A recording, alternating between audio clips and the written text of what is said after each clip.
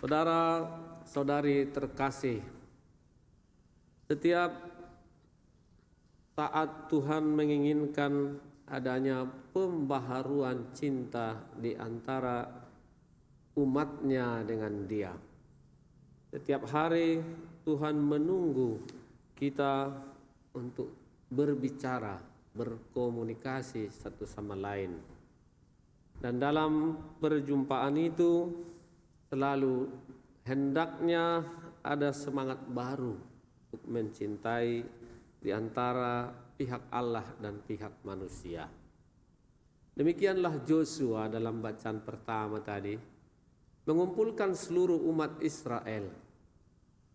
Dan pada kesempatan itu mereka membaharui janji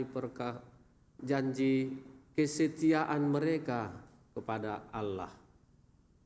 Memang dalam kitab Kidung Agung digambarkan bahwa hubungan antara umat Allah dengan Allah sendiri seperti sepasang kekasih. Allah lah mempelai laki-laki, kitalah manusia mempelai perempuan.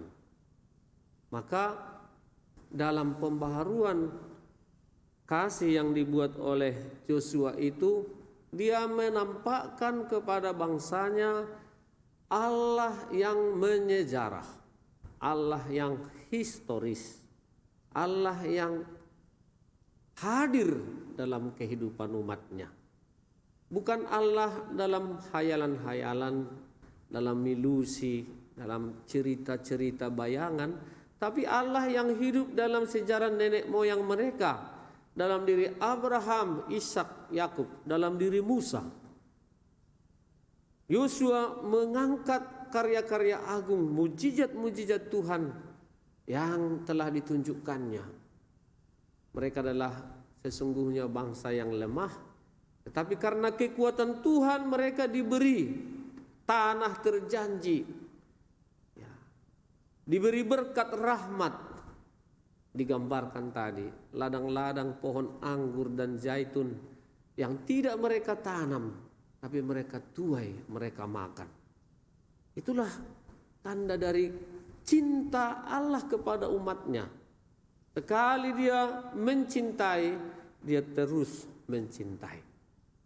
Dan itu ditegaskan oleh Yesus dalam bacaan Injil hari ini, bahwa sesungguhnya cinta di antara kita manusia, khususnya hubungan suami istri, haruslah tetap dipertahankan untuk menunjukkan juga gambaran cinta Allah kepada manusia yang tidak pernah bisa selesai dan tidak pernah putus. Kepada orang-orang berdosa sekalipun Allah tetap mencintai, karena itu adalah gambaran dari wajah dan citra wajah Allah. Dan perkawinan diangkat oleh Yesus untuk membaharui juga semangat cinta kasih di antara kita, di antara umat Israel, di antara orang Farisi sendiri yang tidak paham atau yang menyalahgunakan sabda Tuhan yang dituliskan dalam Taurat untuk kepentingannya. Ketika Allah mencipta manusia, Allah sudah memerintahkan, dicipta, diberkati, dan berkuasa. Dan ini bisa menjadi landasan mengapa harus ada satu pemberkatan perkawinan. Mengapa tidak begitu-begitu saja hidup bersama. Tapi dalam sabda Tuhan itu sudah termuat.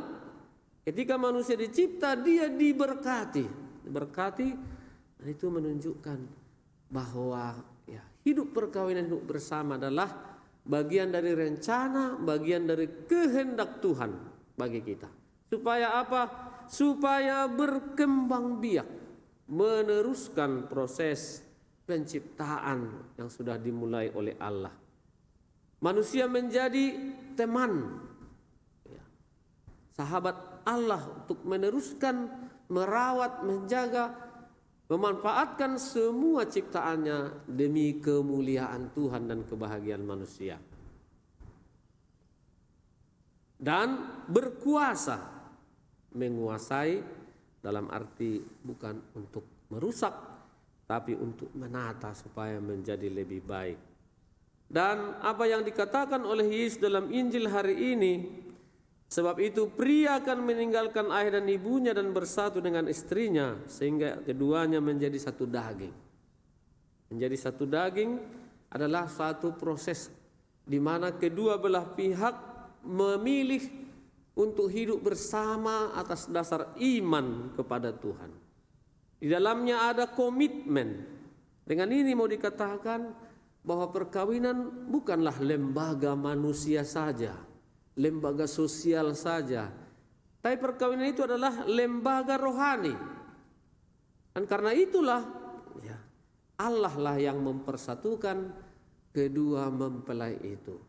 Dan dalam perjalanan seterusnya, kalau mau bahwa perkawinan ini bisa bertahan, tidak sampai kepada satu perceraian, harus tetap diingat pada janji perkawinan. Untuk setia dalam suka dan duka, dalam untung dan malang, di waktu sehat dan sakit, dan tetap setia saling mencintai satu sama lain. Nah, saudara-saudari terkasih, untuk menciptakan satu keluarga yang tetap setia dalam kait satu sama lain, ada beberapa kondisi yang harus dicapai dan diciptakan sesuai dengan arah pastoral Keuskupan Agung Medan. Pertama-tama, keluarga juga harus memiliki semangat 3M. Kalau sekarang ini ada juga menjaga jarak, mencuci tangan, lalu memakai masker. Jadi dalam keluarga juga ada 3M. Yang pertama, harus membangun keluarga yang sehat secara rohani. Karena itulah pondasi dari hidup berkeluarga. Kalau dalam hidup keluarga tidak ada suasana religius, suasana rohani, Tuhan tidak hadir, sabda Tuhan tidak pernah didengar, berdoa tidak ada. Kenapa dibayangkan apa yang dikatakan oleh Yesus tadi untuk saling mengasihi setia terus-menerus tidak akan mampu bertahan keluarga ini. Lalu M yang kedua adalah membangun keluarga yang sehat lewat relasi yang baik satu sama lain. Relasi yang dipenuhi oleh komunikasi yang baik. Dalam TPP Fokus Pastoral itu keluarga rukun dan keluarga yang memasyarakat. Yang di dalam keluarga sendiri mereka rukun, berbicara, berdiskusi, saling mendengar, tapi juga terpancar keluar kepada orang-orang di sekitar, tetangga, orang sekampung, teman-teman sekantor, teman kerja, atau juga orang-orang yang tidak dikenal. Itulah membangun suatu relasi yang sehat. Pertama tadi membangun relasi rohani yang sehat. Kedua, komunikasi yang sehat. Lalu yang ketiga tentu membangun kehidupan ekonomi yang sehat. Apapun namanya, kalau tidak juga tercukupi dengan baik kebutuhan sehari-hari, itulah yang disebut oleh fokus pastoral kita keluarga sejahtera. Tidak akan tercapai juga semangat saling mengasihi, sejahtera kalau tidak ada tercapai atau terwujud kebutuhan-kebutuhan baik itu secara rohani maupun secara jasmani. Maka dibutuhkan juga di sana strategi untuk mengatur kehidupan ekonomi yang di dalamnya dilandasi oleh semangat jujur, semangat ekonomis, semangat efektivitas, solider, semangat berbagi, dan tetap di dalamnya ada kemauan untuk menjadikan pekerjaan sebagai sarana untuk menolong sesama dan pujian bagi Tuhan. Semoga saudara-saudari terkasih lewat sabda Tuhan hari ini, khususnya keluarga-keluarga Pasutri, semakin teguh dalam komitmennya Ingat akan perjanjian yang telah mereka ikrarkan bersama, setia seumur hidup sampai mati. Jadikanlah panggilan hidup berkeluarga ini sebagai sarana dan jalan keselamatan, dengan tetap saling mencintai seperti Kristus mencintai kita. Amin.